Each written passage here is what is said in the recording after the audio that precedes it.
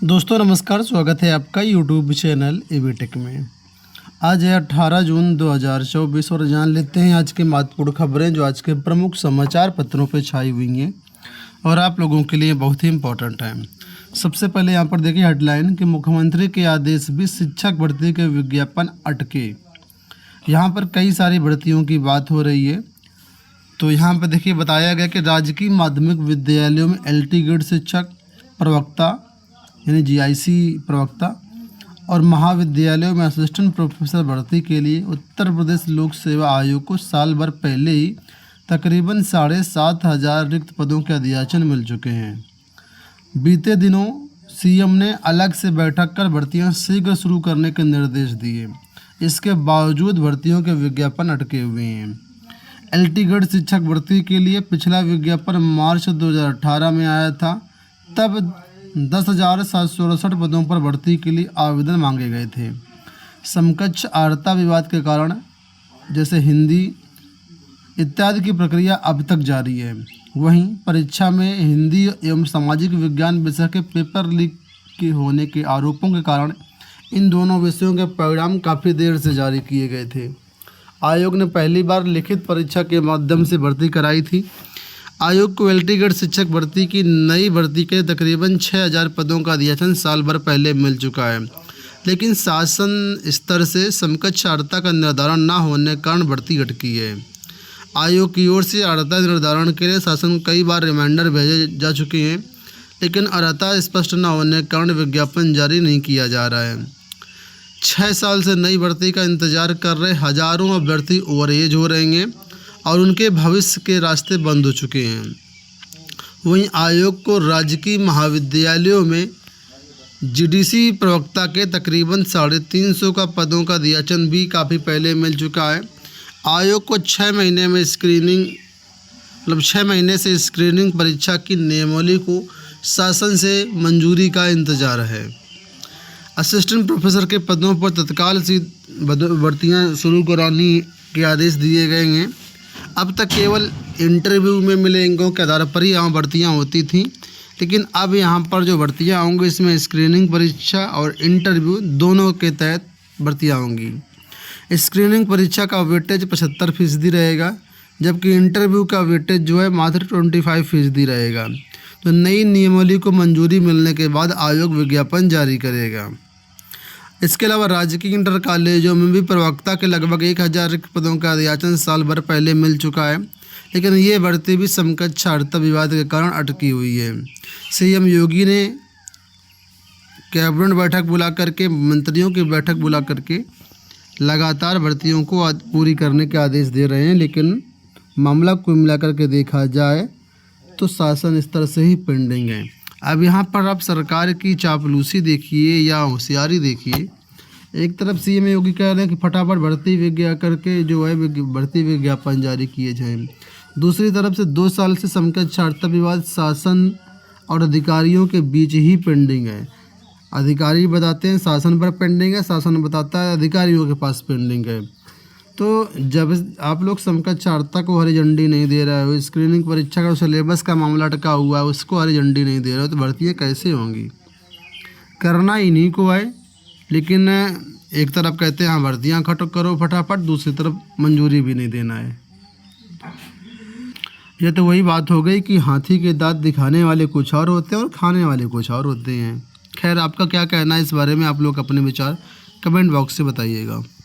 फिलहाल हम बढ़ते हैं दूसरी तरफ। तो यहाँ पर देखिए अपडेट है कि बिहार में UP में 3.5 लाख देंगे सिलेक्शन पोस्ट की परीक्षा।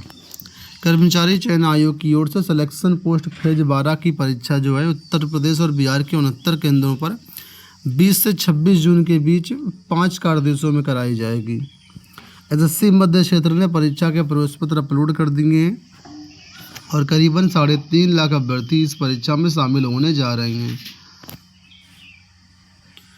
यहाँ पर देखिए अपडेट है कि NTA से जानकारी लाने जाएगी EOU। बिहार में नीट पेपर लीक मामले को लेकर के यहाँ पर अपडेट है। लिखा है कि बिहार में नीट UG के कथित प्रश्न पत्र लीक मामले की जांच कर रही EOU को एनटीए सहयोग नहीं कर रही है। इसके मद्देनज़र मंगलवार को ईओयू की 2 सदस्यीय टीम एनटीए मुख्यालय नई दिल्ली जाएगी। ईओयू की टीम एनटीए दफ्तर जाकर के मूल पर्चा प्रश्न पत्र निकलवा करके बिहार में जांच के दौरान जब्त प्रश्न पत्र के जले अवशेष से बरामद यूनिक क्यूआर कोड के माध्यम से इसका मिलान करेगी। प्रश्न पत्र मिलने के बाद इसकी एक प्रति लेकर के टीम पटना आएगी ताकि जांच को निर्णायक दिशा में आगे बढ़ाया जा सके। ये पता लगाया जा सके कि किस परीक्षा केंद्र से कब यह प्रश्न पत्र लीक किया गया था। आप लोग जानते हैं कि पत्र तथा 3 रिमाइंडर के माध्यम से ईओयू ने एनटीए से प्रश्न पत्र समेत कई जानकारियां मांगी थी, लेकिन 13 जून को एनटीए ने एक मेल भेजा जिसमें 9 संदिग्धों की सिर्फ जानकारी दी गई है। वांछित जवाब नहीं आने पर ईओयू की टीम अब दिल्ली जा रही है। अगर इस टीम को भी एनटीए ने कोई जानकारी नहीं दी तो अगला कदम कोर्ट के माध्यम से उठाया जाएगा। तो हाल ये है, देखिए कि यहाँ पर एनटीए कोई जानकारी नहीं दे रहा है ईओयू टीम को। यहाँ पर देखिए अपडेट है कि जुलाई में दिया जाएगा नियुक्ति पत्र। उत्तर प्रदेश राज्य सड़क परिवहन निगम की ओर से प्रयागराज रीजन में संविदा चालकों की भर्ती प्रक्रिया का रिकॉर्ड बनने जा रहा है। रीजन में पहले चरण के अंतर्गत चालकों की 98 पदों पर भर्ती के लिए आवेदकों का टेस्ट लिया गया था। पदों के सापेक्ष 150 अभ्यर्थियों को केंद्रीय कार्यशाला में 22 से 29 जून के बीच अंतिम टेस्ट भेजने का निर्णय लिया गया है और बताया गया कि अधिकारियों की माने तो जुलाई के पहले सप्ताह में संविदा चालकों के नियुक्ति पत्र वितरित कर दिया जाएगा। यहाँ देखिए अपडेट है कि 32 साल बदलेगा पदोन्नति का कोटा। उत्तर प्रदेश शैक्षिक सेवा नियमावली 1992 में पुरुष शाखा, महिला शाखा और निरीक्षण शाखा के पदोन्नति कोटे में 32 साल बाद संशोधन की तैयारी है।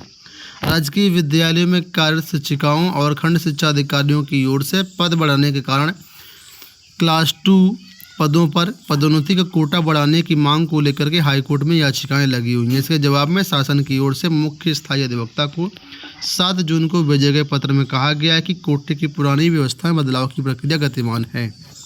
तो यहाँ पर बात हो रही है, जो पदोन्नति होती है अब जो है उसका कोटा 32 साल बाद बदलने जा रहा है। वहीं पर देखिए अपडेट ये महत्वपूर्ण है कि सिर्फ 4 साल भर प्रभावी रहेगी प्राचार्य भर्ती की प्रतीक्षा सूची। 331 अशासकीय सहायता प्राप्त महाविद्यालयों में प्राचार्य भर्ती के लिए बनने वाली प्रतीक्षा सूची अब सिर्फ 1 साल प्रभावी रहेगी। अभी तक ये भर्तियां जो है उत्तर प्रदेश उच्चतर शिक्षा सेवा चयन आयोग के माध्यम से होती थी, ठीक है, और ये सूची तब तक जो है प्रभावी रहती थी जब तक सारी भर्तियाँ नहीं हो जाती थी। क्या नाम यहाँ पर बोला गया है कि ये सूची जो है 25% तक रहेगी और मात्र 1 साल ही प्रभावी रहेगी ये सूची। आपको बता दें विज्ञापन संख्या 49 के तहत 290 पदों पर भर्ती आई थी 2 साल पहले, ठीक है, और इसमें जो है 25% यानी 73 पदों की प्रतीक्षा सूची जारी की गई थी और करीब 40 पद इसमें खाली रह गए थे। तो उसी के बारे में यहाँ पर अपडेट है कि अब केवल साल भर ही प्रभावी रहेगी प्रतीक्षा सूची। यूजीसी नेट परीक्षा को लेकर के अपडेट है कि शहर के 33 केंद्रों पर यूजीसी नेट परीक्षा आज। तो यूजीसी नेट परीक्षा मंगलवार को प्रयागराज के 33 केंद्रों पर कराई जाएगी। एनटीए द्वारा इसका आयोजन 2 पालियों में होगा। इसमें करीब 20,543 अभ्यर्थी परीक्षा में शामिल होंगे। सुबह की परीक्षा 9 से 12:30 और दूसरी परीक्षा 3 बजे से शाम 6 बजे तक कराई जाएगी।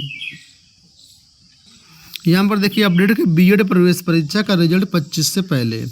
बुंदेलखंड विश्वविद्यालय द्वारा जो बीएड प्रवेश परीक्षा का रिजल्ट है 25 जून से पहले जारी करने की तैयारी है। रिजल्ट तैयार करने का काम अंतिम दौर में पहुंच चुका है। त्रिस्तरीय जांच पूरी होने के बाद परिणाम घोषित कर दिया जाएगा।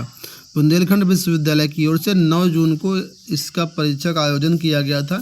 प्रदेश के 51 जिलों में 470 परीक्षा केंद्रों पर लगभग 1,93,000 अभ्यर्थी इस परीक्षा में शामिल हुए थे। तो 25 जून से पहले इसका रिजल्ट जारी करने की तैयारी है। एक खबर यहाँ पर निकल के आ रही है, आप लोग इस पर अपना स्पष्टीकरण दीजिएगा, कमेंट दीजिएगा कि योगी को बदल रहे मौर्य मुख्यमंत्री हो सकते हैं।